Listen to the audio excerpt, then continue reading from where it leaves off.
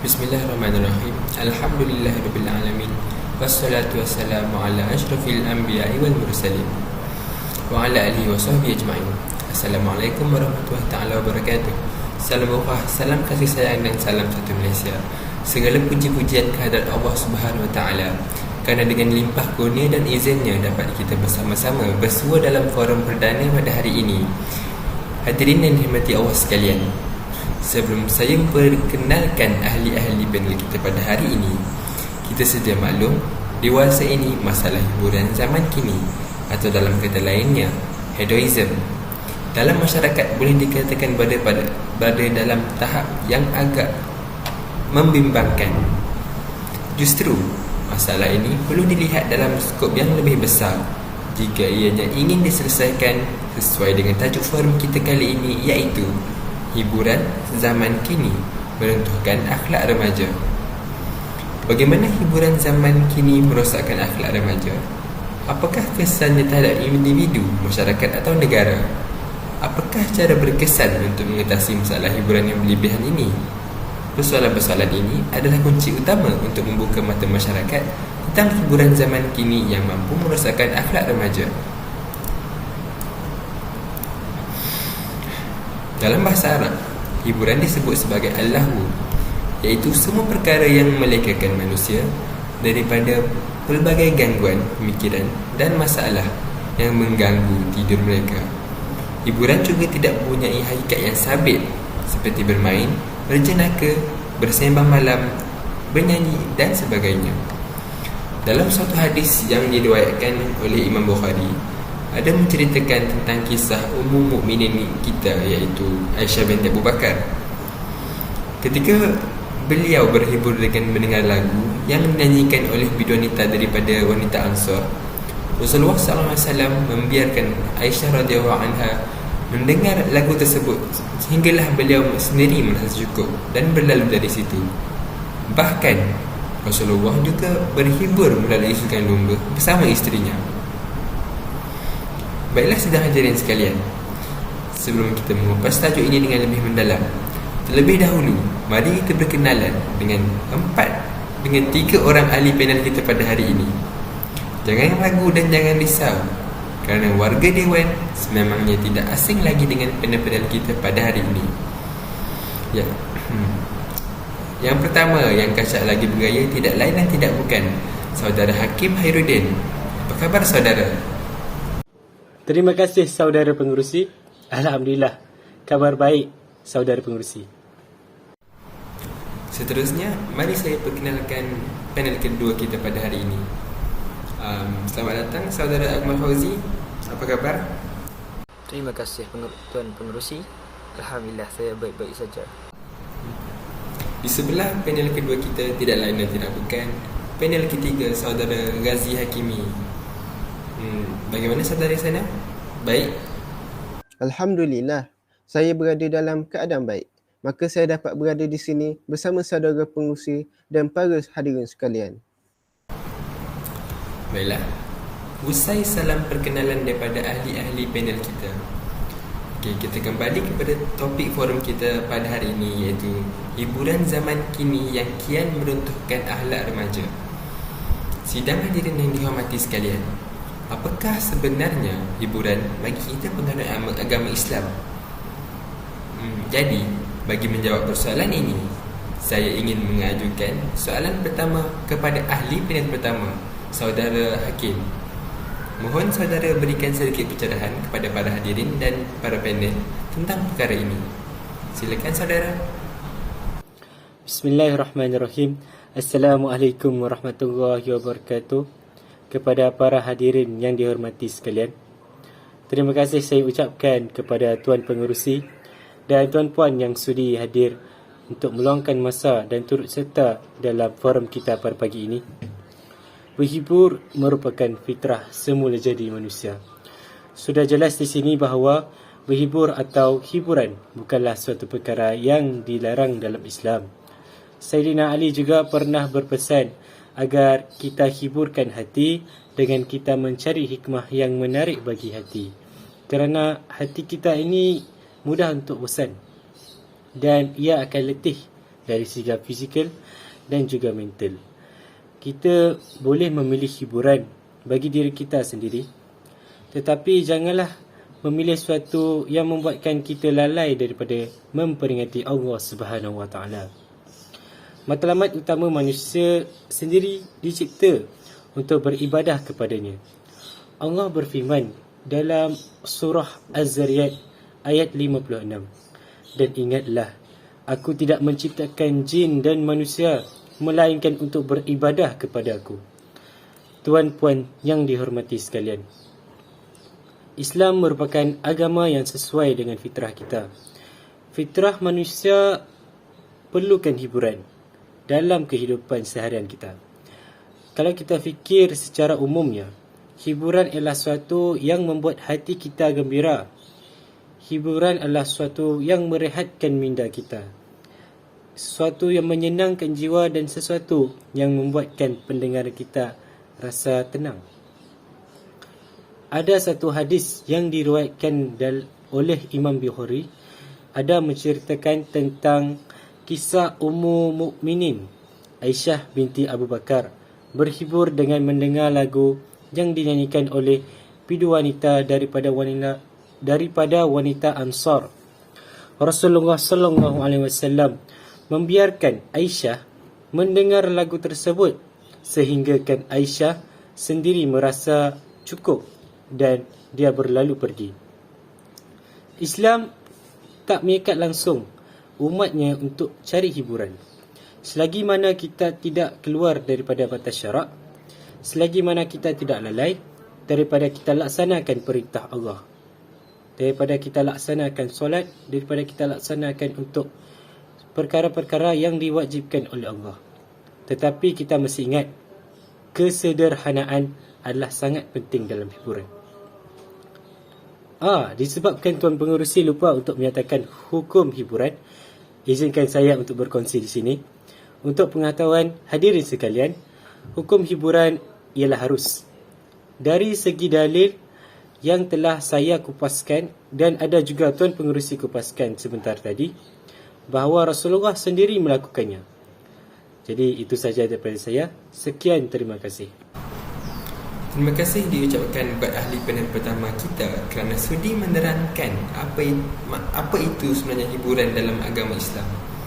Mitos yang kita sering dengar ataupun dititipkan dari mulut ke mulut sesetengah pak ustaz yang sering kita dengari pada hari ini ialah Islam tidak membenarkan hiburan dalam kehidupan seharian. Kata-kata tersebut dihumbarkan tanpa mengetahui apakah maksud hiburan itu sendiri. Jikalau kita ingati kisah pada zaman Nabi Muhammad sallallahu alaihi wasallam, suatu ketika dahulu, seorang sahabat yang bernama An-Nu'aiman bin Amr atau lebih dikenali sebagai An-Nu'aiman. Beliau merupakan seorang sahabat yang suka bergurau. Ketika kisahnya diceritakan kepada Rasulullah, baginda juga turut tertawa mendengar prank yang dilakukan oleh Nu'aiman. Seterusnya, tanpa membuang masa, saya menjemput saudara Akmal Fauzi sebagai panel kedua untuk memberikan pendapat saudara mengenai aktiviti-aktiviti hiburan yang dibenarkan dalam Islam. Dipersilakan. Assalamualaikum dan salam sejahtera. Terima kasih Tuan Pengerusi kerana telah memberikan peluang kepada saya untuk menyuarakan pendapat. Sidang hadirin yang dihormati, hiburan yang dibenarkan dalam Islam seperti yang panel pertama telah jelaskan tadi, tiada had bagi kita umat Islam untuk berhibur selagi tidak melanggar hukum syarak dan tidak melalaikan kita dari mengingati Allah Subhanahu Wa Taala. Jadi saya akan nyatakan hiburan dan sukan yang merupakan sunnah dalam Islam. Sebagai contoh ialah memanah. Memanah bukan sahaja sebuah sukan yang menyihatkan badan, ia juga mampu meningkatkan kebolehan diri untuk fokus dalam tugasan harian. Rasulullah sallallahu alaihi wasallam bersabda, ketahuilah bahawa yang dimaksudkan perkataan itu ialah memanah. Beliau ucapkan kata-kata itu 3 kali, riwayat Muslim. Dan sabdanya pula, kita harus belajar memanah kerana memanah itu termasuk sebaik-baik permainanmu. Riwayat Bazar dan Tabrani dengan sanad yang baik. Dalam memanah itu, perlu diingatkan bahawa Rasulullah melarang keras daripada menjadikan binatang-binatang jidak sebagai sasaran seperti yang dilakukan oleh Arab jahiliah. Bukan sahaja memanah, Rasulullah juga menyarankan umat Islam untuk berenang dan berkuda. Berenang dapat meningkatkan kekuatan badan dan kebolehan kardiovaskular diri. Bukan itu saja, ia juga dapat memberikan kita skill kelangsungan hidup.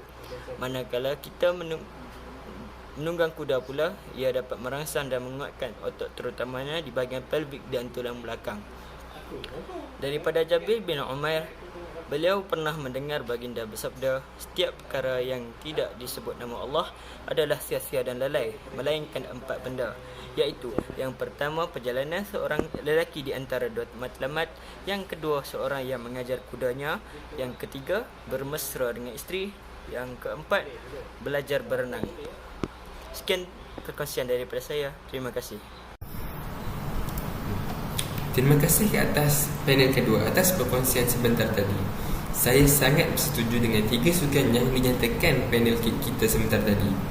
Sukan tersebut bukan sahaja dapat menguatkan tubuh badan, ia juga dapat mengajar kita untuk mengenali Rasulullah dengan lebih mendalam, dengan mengetahui hadisnya dan kisah-kisah baginda.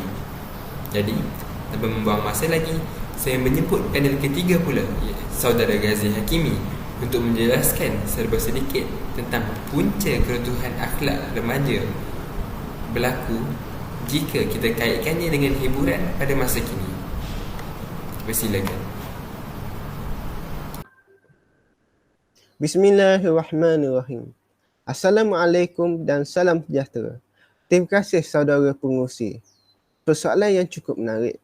Saya akan ulang kembali soalan tersebut. Apakah punca-punca berlakunya keruntuhan akhlak di kalangan remaja apabila dikaitkan dengan hiburan? Pertama sekali, kita perlu tahu terlebih dahulu apakah hiburan yang sering diamalkan oleh para remaja. Sebagai remaja, saya sendiri boleh memastikan bahawa muzik, permainan video, media sosial dan juga filem merupakan hiburan utama bagi remaja ketika ini. Namun begitu, ini tidak terpakai kepada semua orang. Ini hanyalah majoriti. Saya hanya ingin mengupas tentang keburukan 3 sumber tersebut. Wa minan nasi man yashtari lahwal hadithi liyudilla an sabilillahi bighairi ilmin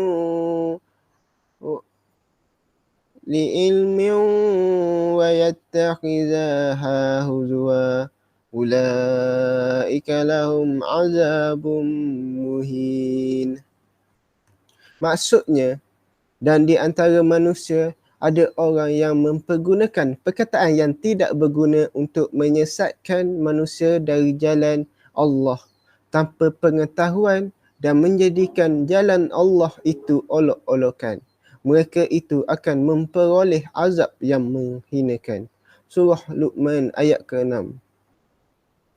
Pada pendapat saya sendiri, Islam tidak pernah menghalang penganutnya untuk menikmati muzik sejak dahulu lagi. Sebagai contoh ialah qasidah. Bahkan Al-Farabi juga merupakan seorang tokoh muzik pada zamannya. Yang menjadi masalah utama bagi muzik hari ini ialah liriknya. Pengaruh lagu-lagu rap daripada barat terutamanya Amerika sangat memberi kesan kepada industri muzik seluruh dunia. Penggunaan kata carutan dalam lirik bukanlah lagi suatu kesalahan hanya dengan alasan untuk menampakkan lirik lebih semenjadi. Bukan itu sahaja, kita boleh lihat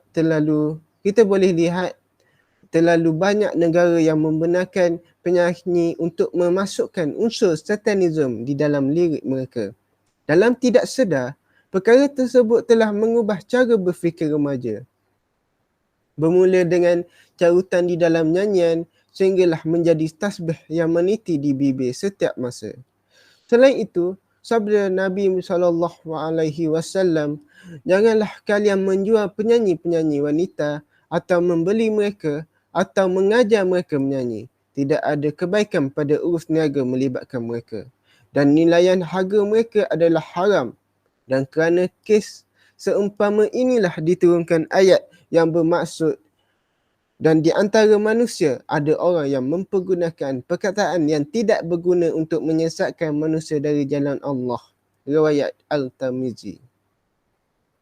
Seterusnya ialah permainan video dan filem. Sudah jelas terbentang di depan mata kita pada hari ini. Dengan menggunakan nama seni dan sekadar hiburan, manusia boleh melakukan apa sahaja. Hadis yang baru saja saya bacakan sebentar tadi telah menerangkan apa terjadi dengan industri filem dan permainan video pada hari ini. Mereka menjadikan wanita sebagai bahan urus niaga mereka, menjadikan maruah wanita sebagai alat promosi untuk menarik minat lebih ramai pembeli atau penonton. Mereka menayangkan adegan tidak senonoh dalam hasil seni mereka untuk tontonan semua peringkat umur. Apakah kesan daripada membiasakan perkara tersebut? Lihat berita hari ini. Kanak-kanak 7 tahun ditangkap melakukan hubungan seks di dalam tandas sekolah. Remaja 16 tahun hamil luar nikah. Ibu dan anak lelaki sumbah mahram. Adakah ini masa depan yang kita ingin lihat? Sedih apabila diingat kembali semua itu berlaku di Malaysia, sebuah negara Islam. Tambahan lagi, konsep permainan video hari ini, judi. Ya, judi. Pemain akan meletakkan harta mereka atau dalam erti kata lain, duit ke dalam aplikasi permainan video tersebut untuk mendapatkan benda yang mereka mahukan. Mereka mengambil risiko dalam perkara yang tidak pasti akan dan meletakkan harta mereka atau bertaruh dari segi bahasa, ia dikenali sebagai qimar. Secara halus, remaja telah terlibat dengan budaya judi tanpa mereka sedari. Hanya kerana objek yang mereka inginkan berada di alam maya, mereka tidak melihatnya sebagai suatu larangan Allah Subhanahu Wa Taala. Mereka bertanya kepadamu, wahai Muhammad, mengenai arak dan judi. Katakanlah, pada keduanya ada dosa besar dan ada pula beberapa manfaat bagi manusia, tetapi dosa keduanya lebih besar daripada manfaatnya. Surah Al-Baqarah ayat 219. Sekian sahaja daripada saya. Saya serahkan kembali pembincangan ini kepada Tuan Pengerusi. Sekian, terima kasih. Terima kasih diucapkan kepada saudara ahli panel ketiga atas penjelasan panjang lebar sementara tadi tentang punca-punca akhlak remaja punah apabila dikaitkan dengan hiburan yang tidak terkawal. Saya berminat dengan apa yang disampaikan oleh saudara sementara tadi. Saudara mengatakan bahawa pengamalan hedonisme atau berhibur tanpa mengetahui had dapat membawa mudarat kepada bukan sahaja remaja tapi juga masyarakat. Pengaruh buruk tersebut boleh mendorong kepada aktiviti tidak bermoral. Lebih-lebih lagi jika ditambah pula dengan pengaruh hiburan media sosial yang menormalisasikan perkara yang tidak normal dalam Islam. Jadi sekali lagi, tanpa pemazir masa, saya akan memberikan forum ini kepada panel pertama, Saudara Hakim Hairudin, untuk membentangkan pula tentang cara-cara untuk menangani masalah hiburan yang mampu meruntuhkan akhlak remaja. Silakan. Bismillahirrahmanirrahim. Terima kasih sekali lagi saudara pengerusi. Kita boleh lihat kini ramai yang gunakan aktiviti hiburan, terutamanya remaja. Jadi ada beberapa cara yang kita boleh bendung masalah hiburan yang melampau sangat ini. Pertama, keprihatinan ibu bapa terhadap anak-anak mereka. Ibu bapa ini adalah orang yang paling rapat dengan anak-anak mereka. Atau kita boleh katakan secara spesifiknya remaja. Ibu bapa perlu prihatin dengan sering ikut perkembangan, sering ikut perubahan sikap anak mereka. Selain daripada kepentingan wang, anak-anak sekarang juga memerlukan keprihatinan daripada kedua ibu bapa mereka. Walau sibuk mana pun ibu bapa, walau banyak kerja mana pun ibu bapa di luar sana, ingatlah, kamu semua perlu membahagikan masa bersama anak-anak dan juga ibu bapa merupakan insan yang paling dekat dengan anak-anak. Saya petik satu pepatah Melayu yang mengatakan anak merupakan kain putih dan ibu bapa yang mencorakkan mereka. Seterusnya, kedua, bijak memilih rakan. Remaja perlu berkawan dengan kawan yang dapat membantu mereka dalam pelajaran agar mereka terus lebih yakin dan lebih cemerlang dalam pendidikan dan pelajaran mereka. Salah satu faktor adalah kawan baik yang mana mereka akan mengajak remaja-remaja ini untuk membuat kebaikan dan mengajar untuk melakukan kebaikan. Kawan baik juga dapat membantu mereka untuk berfikir secara positif dan terbuka. Manakala kawan yang kurang baik atau bertingkah laku, kita boleh kata kurang sopan ataupun nakal lah, mereka ini bakal mengajak remaja-remaja ini untuk melakukan perkara-perkara yang tidak baik. Sebagai contoh, saya boleh petik, zaman kini kita ada TikTok. Jadi remaja ini akan bermain TikTok dan mereka akan menayangkan aksi yang kurang sopan serta mendedahkan aib semata-mata untuk memperolehi followers yang lebih ramai. Ada satu hadis yang Nabi pernah pesan kepada kita. Telah menceritakan kepada kami Abu Burdah bin Abdullah berkata, aku mendengar Abu Burdah bin Abu Musa dari bapaknya radhiyallahu anhu berkata, Rasulullah sallallahu alaihi wasallam bersabda, perumpamaan orang yang bersahabat dengan orang yang soleh dengan orang yang buruk boleh diibaratkan dengan penjual minyak wangi dengan tukang besi. Apa kaitannya penjual minyak wangi dan tukang besi ini? Jika kita berkawan dengan penjual minyak wangi, nescaya kita akan terkena sedikit bau wangiannya. Dan mungkin siapa-siapa yang dekat dengan kita mungkin akan merasa senang. Walaupun kita tidak memakai wangian tersebut, tapi kita terkena tempias sahabat kita yang menjual minyak wangi tersebut. Manakala jika kita bersahabat dengan tukang besi, nescaya kita akan terkena bahang, kain kita akan kotor dan kita akan merasa bau yang tidak sedap. Hadis riwayat Bukhari.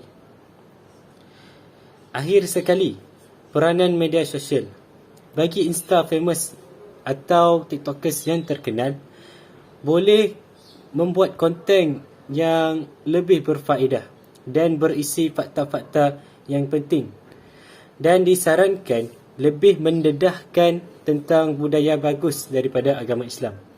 Seperti yang kita tahu, pada zaman dahulu kala, budaya agama Islam ini adalah budaya yang sangat dihormati dan dipuji kerana kita agama Islam mempunyai budaya yang mementingkan kemuliaan dan kebersihan. Jadi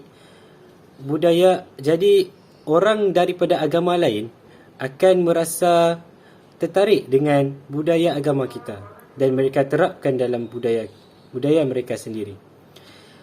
Oleh itu, remaja yang baru memulakan kerjaya dalam bidang ini akan tertarik dan akan melakukan perkara-perkara yang bersifatkan atau kita kata yang lebih kepada mendedahkan budaya agama Islam.